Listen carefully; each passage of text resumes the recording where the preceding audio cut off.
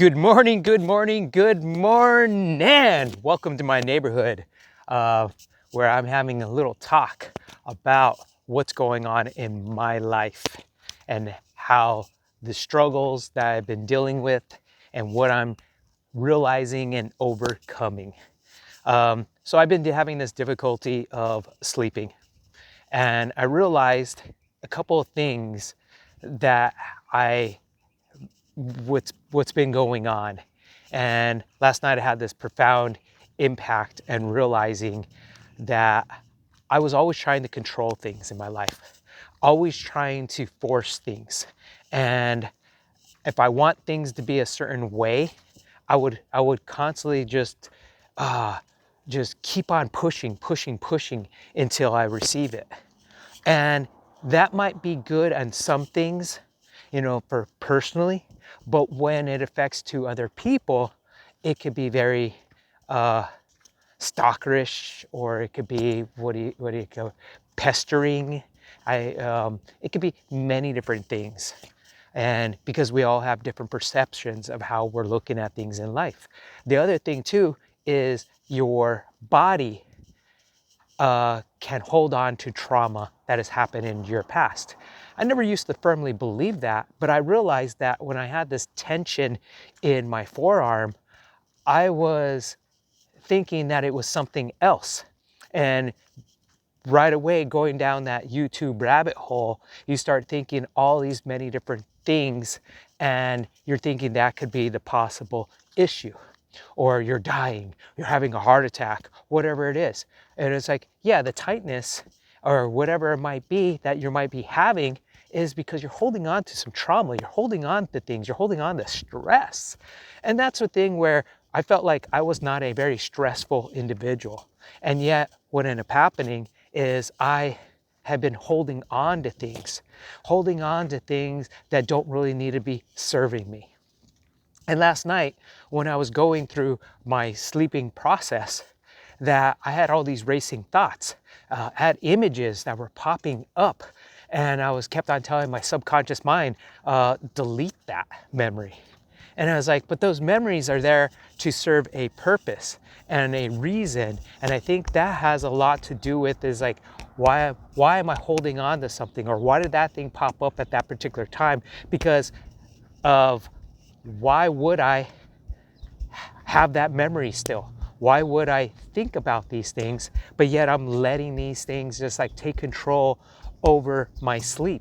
Because in the past of how I used to do my sleep was I would go ahead and just do activities, almost like avoiding. And I would get to the point where I have almost exhaustion, and then when I hit the pillow, I'm conked out, and I wake up and I'm ready to go, continuously going. But I realized that what's happening is that I would practice avoiding and not really having that life of just dealing with it. And that is something that you cannot postpone or avoid. It's something that you got to deal with. And this is something that I'm having to deal with right now in my life, that these issues keep popping up. And with them popping up, unless I'm addressing them, and like, for example, the whole thing of a limited belief of not good enough, or I need to be perfect, or and almost reframing that. In the books that I wrote, it's about reframing all those things. But yet I think a lot of it is like, it's like a you have this garden. Your mind is a beautiful garden, and you have all these weeds that pop up. And it's right now, it's spring. Weeds are popping up, and that's what's happening in my mind, is these limited beliefs that I've eliminated in the past are popping up, and I need to de-weed. And that's the process that I'm going through right now, is how do I handle and de-weed what's been going on. And it's been affecting my sleep. It's been affecting my social life and affecting my life in general because of I am constantly, I'm staying home. I losing connections or not even gaining connections. And I can be truthfully tell you that I have a lot of acquaintances, but I don't have any true, really good friends. And that's something that we all need to have in our life, is truly good friends that we can go out and go do something with. You know, the ride and die friends. And thinking about it is, what was preventing me? And then also too, what is preventing you from having those ride and die friends? Or what is preventing you from achieving what you want? And that's where I feel like for myself is my buddies are always telling me, hey, you do a lot of these breathwork events. Why don't you start doing it? And I felt like I'm not good enough, because of went into comparison, and comparison is a thief of joy, because I'm looking at these individuals that are putting on events and I'm seeing how they're doing it, but yet the whole thing about breath work is it's taking you on this journey. And that's something that I've kind of realized, that with the whole process of me just like laying in bed and not being able to sleep, that what I would do is I would get very anxious and I get really pissed off. And what do I want to do? I do this whole thing called avoidance, fight and flight. Whenever I did an ayahuasca event, in this example, I ended up taking off. I was like bolting out the door and I couldn't go anywhere. And so it was good because I would have been just long gone or whatever. But I had to sit within that process for I can get those messages. Same thing would happen to me last night. Whenever I was going through my sleeping journey, that I had all these different images popping up.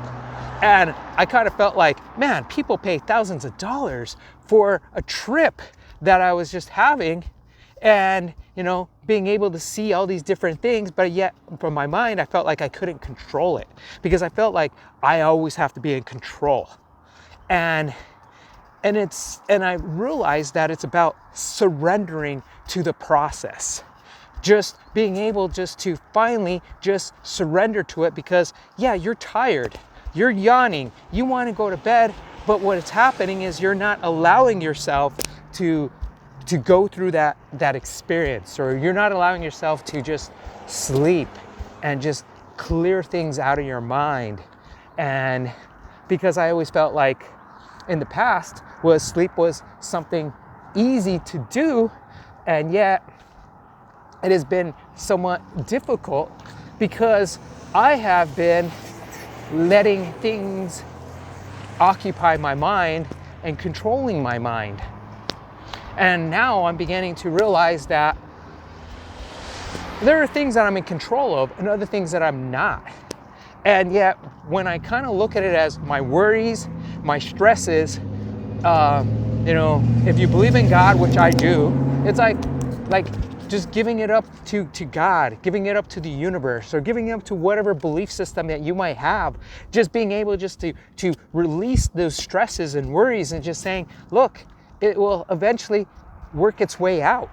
Because when you worry about things and when it actually, did it come to fruition? No, it did not. And I feel like what's happening is all these things that are going on, like in my mind, I feel like I'm seeing things that are going on. I'm seeing memories from the past. And I feel like, what is this? What is this kind of showing to me? You know, what is God trying to show me? And yet, because I've been pushing things away, or is it because I've been avoiding? And it's like, just deal with it. Go through the process. Just, there's a message to be seen here. And I know it's easier said than done, because, you know, with me right now, I'm like, shit, I want this shit to end. I wanted to be able to just realize that it's okay, that I'm not dying, that your body will know when to sleep. And when your body needs sleep, it will sleep. And I feel like it's the same thing about breathing. That's why whenever I would get like anxious, I realized that the best way to handle and put yourself into that conscious, into that present state is to go ahead and take a deep breath and hold that breath in. And when you can no longer hold your breath, let it out. And what ended up happening is it automatically forces you back into that present state. The other thing too is you can go ahead and take your tongue, put it at the roof of your mouth, and then also too take your eyes and then just roll your eyes like you're lifting up to looking at the top of your eyelids. And you can do that at the same time that you're holding your breath. Automatically, you are in your present state. And that's something that I realized that when I was teaching people how to do a cold plunge event, and at the end of their adventure of being in the cold plunge, I would tell people to hold their breath, and when they no longer can hold their breath, get out. And it was like it forces you back in, it forces you to keep on being in that present state where you can have that experience. And I realized that I have been avoiding the things that I need to deal with, avoiding the and also realizing that everything is a process and things take time, because I want things to happen like that on an instant. I want things to, if I'm feeling a certain way, I want to go ahead and just like deal with it so I can and get over with it and just move on. And I felt like, hey, you know, like after my divorce, I can definitely tell you that what did I ended up doing was I said, hey, I want to make her regret her decisions. And I want to live my life to the best of my ability and become a stronger man, which is a great objective to have, but not about making another person feel a certain way. It's about being a stronger man because of the experience that you went through is a more positive way of looking at things, and learning from the experience and realizing, saying, hey, it was a beautiful experience. It was a beautiful adventure. It was a, too bad it didn't work. It didn't last. But the thing is that you learn from it. Just like I've learned about communication is always the key. And it's the same thing about, or me right now, is about being able to communicate with myself and be okay for whatever is going on and not be so hard on myself, and give my permission to let go. Give myself permission to sleep. Give my permission to not worry. Give myself permission to live life. Because I kind of felt like I was structuring my life, because I was like, oh no, you know, the doctor said this or that, or YouTube said this. You know, you could create something out of nothing, you know, which is great if it's on the positive side. But if you create worry out of things out of thin air, what does it do?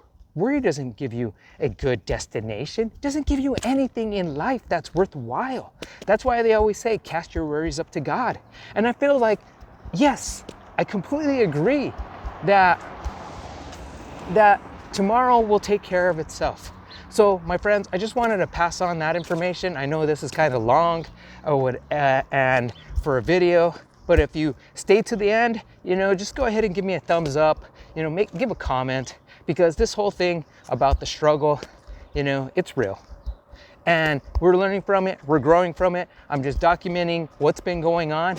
And as far as like the things about like breath work, I'm realizing now that I'm practicing it within myself to how to go ahead and get more grounded, how to go ahead and have more, how to go ahead and be in that present state, and how to go ahead and eliminate your anxiety and your panic attacks by controlling your breath.